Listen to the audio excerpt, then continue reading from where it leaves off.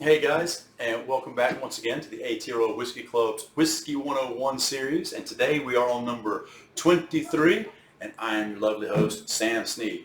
Now, first of all, I just want to thank everybody that's been writing in and giving us suggestions for our Whiskey 101 series. And today we are actually going to answer one of those questions that we got a little while ago.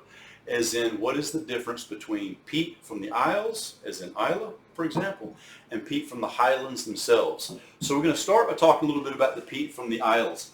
So the peat from the Isles is made up more of your seaweeds, your kelp beds, and so on.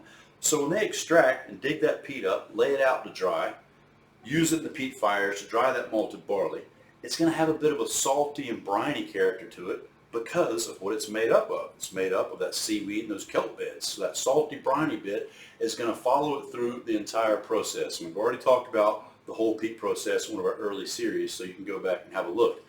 But that malted barley will absorb that salty, briny bit just like it's absorbing the smoke, and it follows it through the whole process all the way till it gets into that bottle.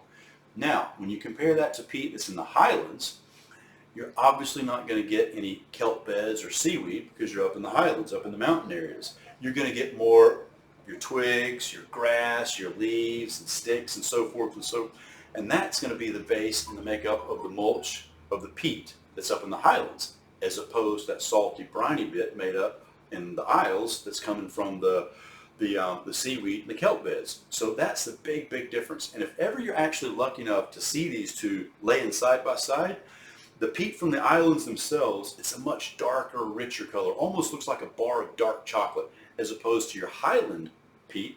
It's a much lighter, reddish, amber hue to it. So they look completely different, and they cast off very different style flavors. And if ever you're lucky enough to be sitting there and drinking a peated whiskey from Benriach, or one of the big boys of Islay, Ardbeg, Lagavulin, and so forth, you'll notice they're just vastly and totally different. And reason being is the peat. They're just different styles of peat altogether. The Highlands have more of your makeup of basic mulch, grass, twigs, branches, leaves, so forth.